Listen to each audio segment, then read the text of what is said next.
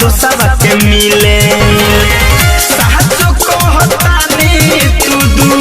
खाई दिहल दिल के साचो कहतानी तू दू खाई दिहल दिल के तू रबी हल सील तो हम दुनु जाने मिल के तू रबी हल सील तो हम दुनु जाने मिल के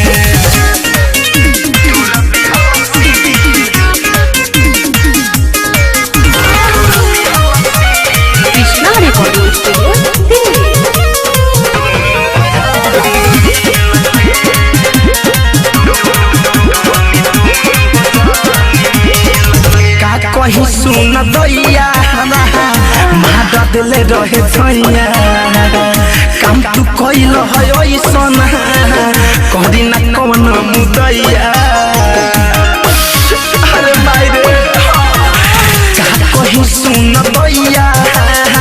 मार दिले रहे छैया काम तू कइल है ऐसन करी ना कौन मुदैया मिले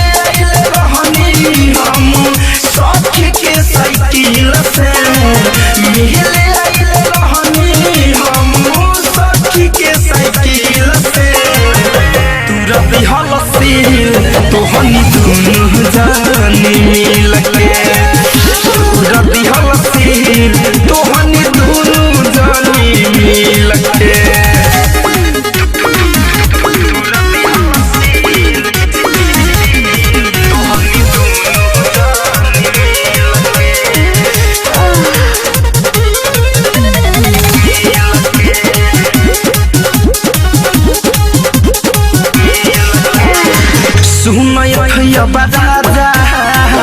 देहले बड़ा बड़ी साजा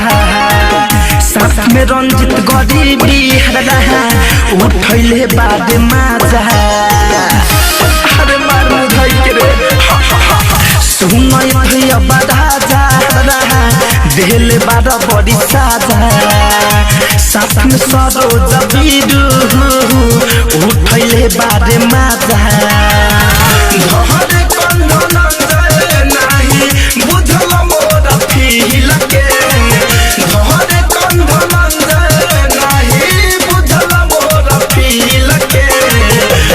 रबी हल सील तो हम दुनु जाने मिल के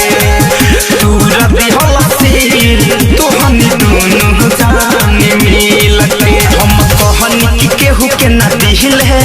लेके आइल रह दोसर के मिले साचो कहतानी तू दू खाई दिहल दिल के साचो कहतानी तू दू खाई दिहल दिल के तू रबी हल सील तो हम दुनु जानी मिल के तू रबी हल सील तो हम दुनु जानी मिल के अब नाती तोनी से कोई मिले ना है कृष्णा रिकॉर्डिंग स्टूडियो दिल्ली।